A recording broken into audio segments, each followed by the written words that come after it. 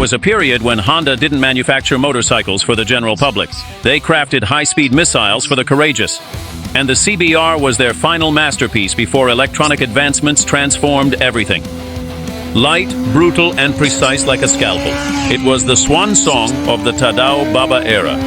A motorcycle that needed no aids because it trusted the rider.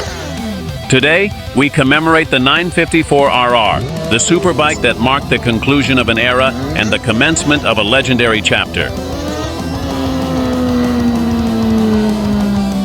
Before delving into the discussion of the 954, we must take a journey back a full decade to a Japan that was intensely fixated on horsepower, to an era when every brand aspired to possess the most powerful machines. And there was Tadao Baba, a guy who had been in the scene for over 30 years. While everyone was thinking about more power, he was thinking about something that no superbike engineer would say out loud. Power is useless if you can't control it. Thus, the CBR of 1992 was born. The SC28, a motorcycle with 893 cubic centimeters, boasting 122 horsepower and weighing just 185 kilograms. It changed all the rules of the game. It was as if Honda had taken a CBR954 and injected it with superbike steroids. Compact, light, brutally agile. It wasn't the fastest in a straight line, but in the corners it made you feel like Duhan at Suzuka. Its motto was total control. Not the most powerful, but the best balanced. In 1996, Honda carefully improved the formula. The SC33 was much more refined, more stable, with a better chassis and a more aggressive look. The engine increased to 918 cubic centimeters, but what mattered was the feeling of surgical precision. It was already the dream bike of an entire generation. Individuals who grew up with posters of Valentino Rossi, Mick Doohan, or Doohan on the NCR 500 aspired to own a Fireblade. It was the emblem that velocity could possess soul.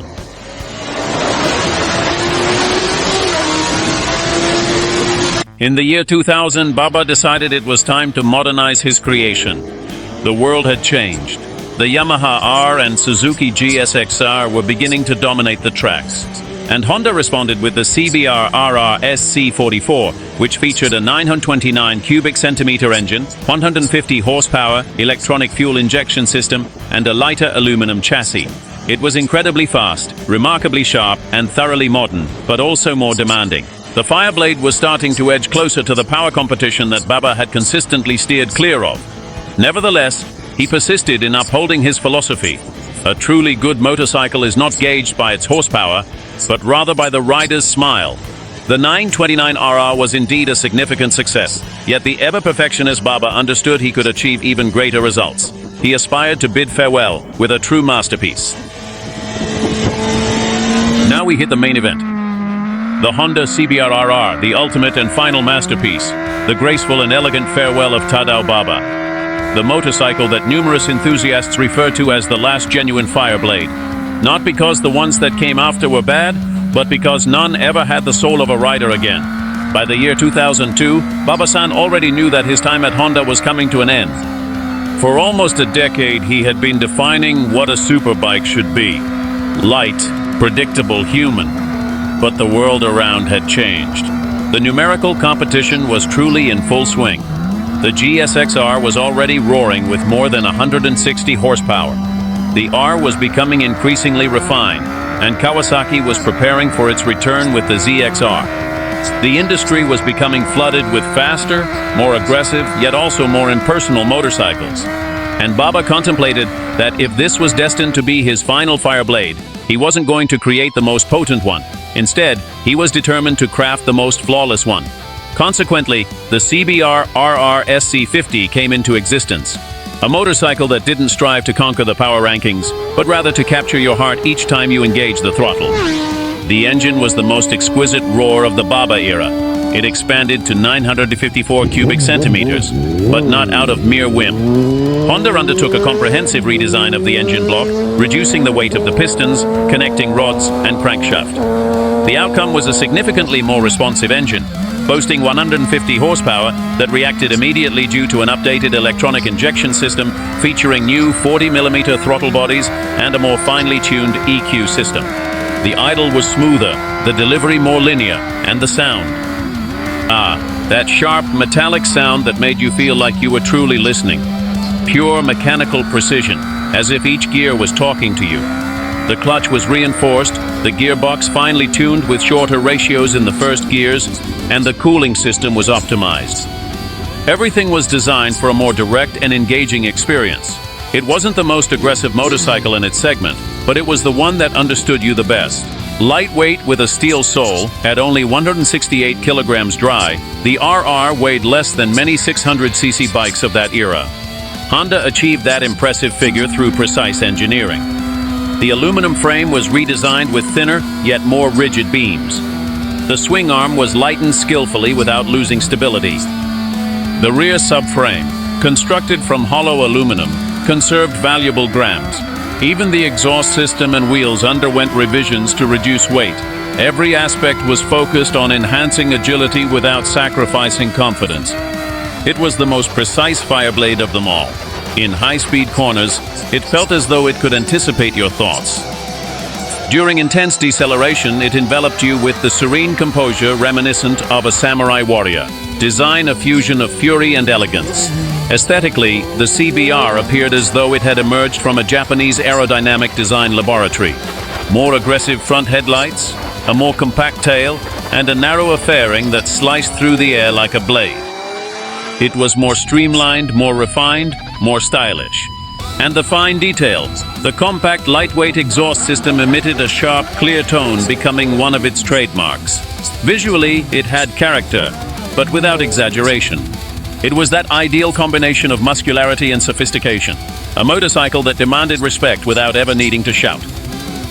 Ergonomics meticulously designed by and specifically for the rider. The riding posture was one of the fundamental aspects of the entire project. Baba did not desire a superbike solely with technical specifications, but instead a motorcycle that made you feel integrated with the chassis.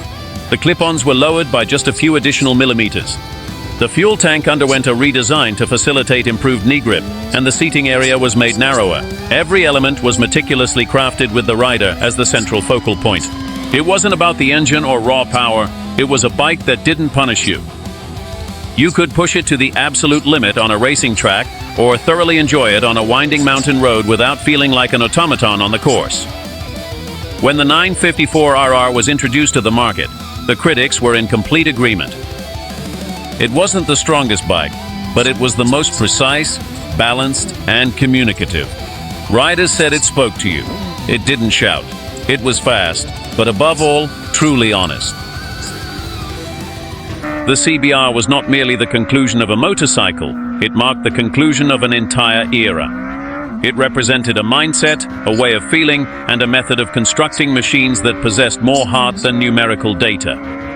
Up until that moment, superbikes were the creations of engineers who were driven by passion, who spent countless sleepless nights in pursuit of that elusive balance between power, lightness, and soul. However, with the introduction of the 954RR, Tadao Baba brought to a close the cycle he had initiated back in 1992 with the iconic CBR. This line of motorcycles was not crafted to win marketing battles, but to captivate those who had the privilege of riding them. The 954RR was his farewell, his final signature on the canvas of two wheels. It didn't need to be the fastest nor the most technologically advanced. It was the most human. Every screw, every millimeter was crafted with intention. It was a motorcycle designed to evoke feelings, not to be measured. The soul of a motorcycle is not found in the computer, but in the connection between the rider and the engine. That's what Baba believed, and with the 954, he demonstrated it one last time. After his retirement, Honda progressed forward. The Fireblades became more sophisticated, more powerful, more. With the advent of more advanced electronics, the motorcycles became more perfect in terms of numerical data, yet they became less perfect in terms of emotional connection. The introduction of traction control, riding modes, and ride-by-wire systems brought about millimetric precision, but they also muted the conversation between the rider and the machine. What was once an engaging dialogue transformed into an interface. Many enthusiasts felt that the soul departed with Baba, as the 954RR was the last superbike that didn't need to justify its existence with graphs or power tables. It was light, direct, and pure, A bike that made you smile even when it was standing still. It was a machine that not only accelerated but also communicated with you.